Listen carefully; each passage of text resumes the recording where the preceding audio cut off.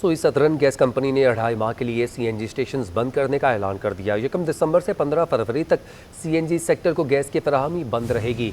सिंध में गैस का बहरान संगीन हो गया। सीएनजी स्टेशन को 1 दिसंबर 2021 से 15 फरवरी 2022 तक गैस की फराहमी बंद रहेगी। सोई सदरन गैस कंपनी की जारी करदा एलामिया के मुताबिक गैर बरामदी सनतों को पहले ही गैस की सप्लाई बंद कर दी गई है। Zero rated सनतें बशमूल captive power plants को गैस की सप्लाई बहाल है।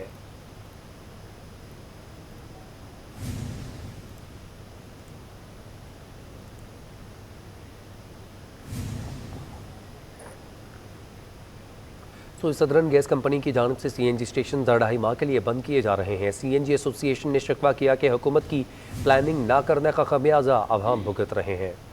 एसएसजी ने सीएनजी सेक्टर को 2.5 माह के लिए बंद करने का ऐलान कर दिया। तमाम स्टेशन 1 दिसंबर से 15 फरवरी तक बंद रहेंगे। Chairman all Pakistan petroleum dealers association Abdul Samid Khan ने हुकूमती फैसले में स्टेक होल्डर को शामिल न करने का शिकवा किया। बोले सीएनजी तवील बंदिश से पूरा सेक्टर खत्म हो जाएगा। तरीका तो ये था, ये बहुत बड़ा जुल्म किया है कि सेंट्रल गवर्नमेंट ये बताती कि आप इत्मीनान रखें, हम आपको देंगे, शॉर्टेज है, और ये कहती है कि हम 15 दिन में 5 दिन खोल देंगे।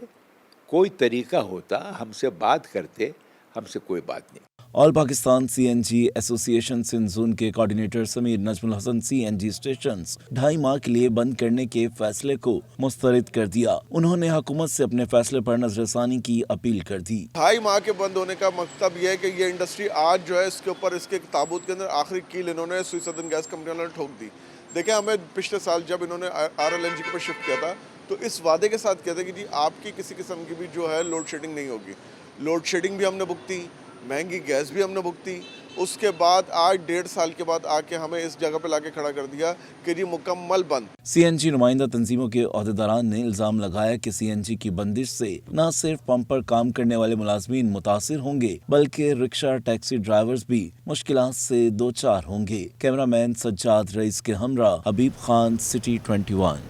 पाकिस्तान होजरी मैन्युफैक्चरर्स एसोसिएशन के सरपरस्त आला जावेद बलवानी का कहना है कि किसी भी सनत को गैस बंद नहीं होनी चाहिए। नॉन एक्सपोर्ट इंडस्ट्री को गैस ना मिलने से एक्सपोर्ट इंडस्ट्री मुतासर होती है। हुकूमत सनतों को गैस की फराहमी यकीनी बनाए। गैस बहरान संगीन। कराची में नॉन एक्सपोर्ट सनतों के निजी बिजली घरों को भी गैस की फराहमी मुअत्तल कर दी गई। सरपरस्त आला Pakistan hosiery manufacturers association Javed Balwani कहते हैं कि किसी भी सनत को गैस बंद नहीं होनी चाहिए। गैस ना मिलने से सनती पैदावार मुतासिर हो रही है। हुकूमत अमली इकदाम करे। मैं तो गवर्नमेंट से यही कहूँगा कि आप कमर्शियल और डोमेस्टिक को ये बहुत अच्छा मौका है, आप उनको ग्रेजुअली जो है सिलेंडर्स पे कन्वर्ट कर दें। पूरी दुनिया में सिलेंडर्स पे होते हैं।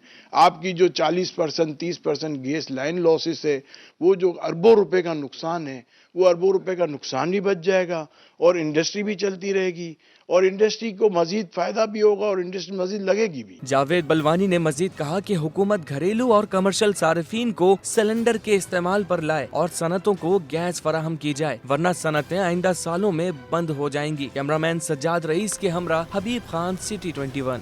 आगे बढ़े, आपको बताएं कि वफाक और सिंध सरकार के दरमियान रोटेशन पॉलिसी के तहत अफसरान के तकर्रुर तबादले के मामले पर ठन गई है। चार्ज छोड़ने वाले 11 अफसरान वज़ीर आला सिंध सैयद मुराद अली शाह उन पर बरहम हो गए। महकमा सर्विसेज जनरल एडमिनिस्ट्रेशन कोऑर्डिनेशन ने अफसरान से वजाहत तलब कर ली है। महकमा सर्विसेज जनरल एडमिनिस्ट्रेशन और कोऑर्डिनेशन ने वजाहत तलब करने के लिए 11 अफसरान को तहरीरी हुक्मनामा जारी कर दिया। हुक्मनामे में लिखा गया है कि जब वज़ीर आला सिंध ने आपको शोकाज नोटिस जारी होने के बावजूद अहदों से चार्ज छोड़ने से रोका था तो और काम जारी रखने की हिदायत की थी, तो अहदों से चार्ज क्यों छोड़ा? गरीब आवाम के लिए दाल खाना भी मुश्किल हो गया। दरामदी मुल्कों पर दालों की कीमतों में तेज़ी समेत आलमी और मकामी सतह पर महंगाई के बायस चने और दालों की कीमतों में इजाफा हुआ। तफसीलात वसीम इफ्तिखार की रिपोर्ट में।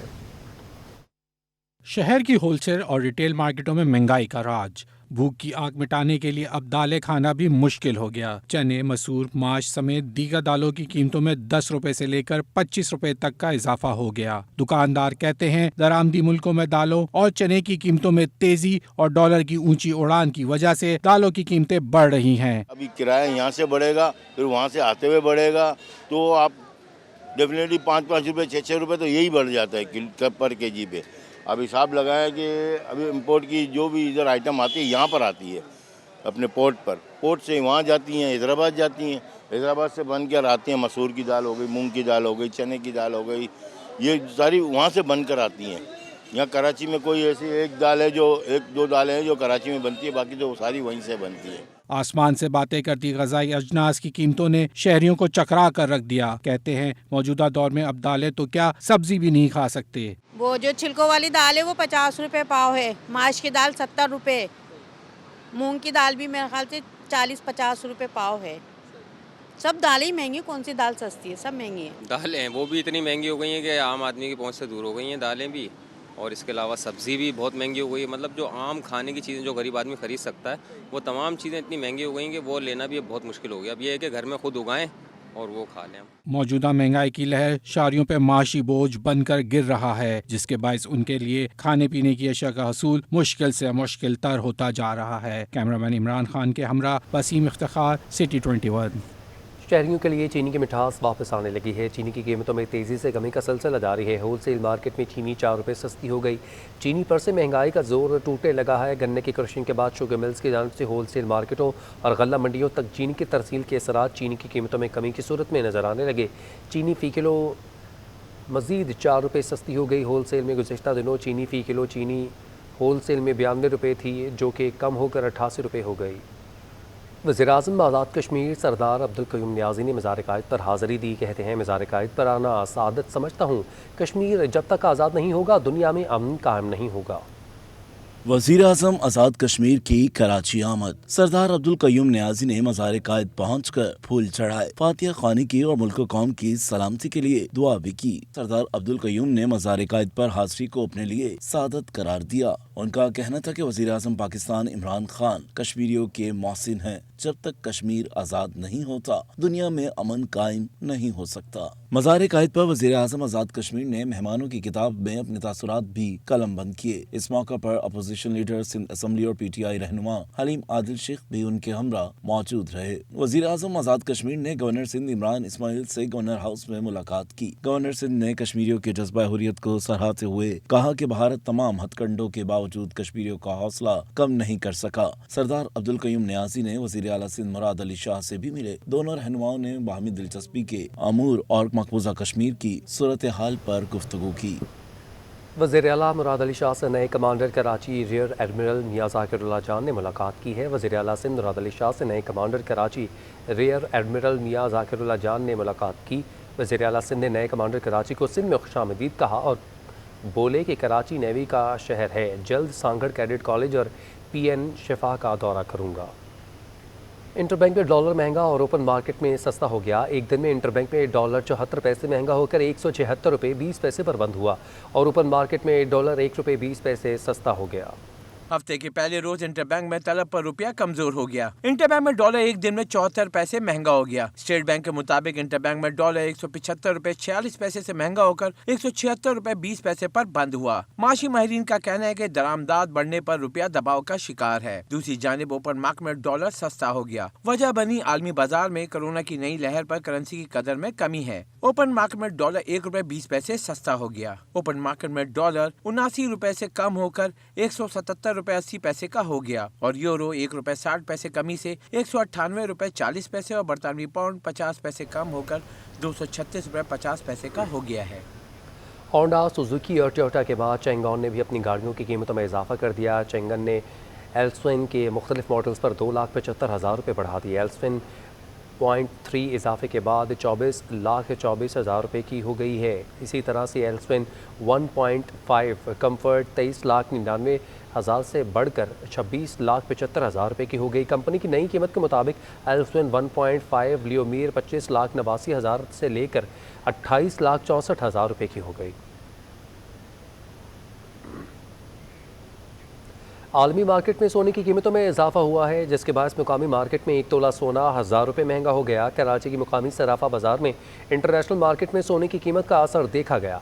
फ़ी तोला सोना 1,000 रुपये महंगा होने से 1 तोला सोना 1,23,800 रुपये का हो गया, जबकि 10 ग्राम सोना 857 रुपये महंगा होकर 1,06,138 रुपये का हो गया। जबकि आलमी मार्केट में सोना $60 महंगा होने से फ़ी औंस सोना $1,794 का हो गया। शहर में सर्दी की दस्तक, मार्केट में मूंगफली और दीगर खुश्क मेवाजात की दुकानें तो सज गईं, ताहम महंगाई के बायस खरीदार गायब हैं।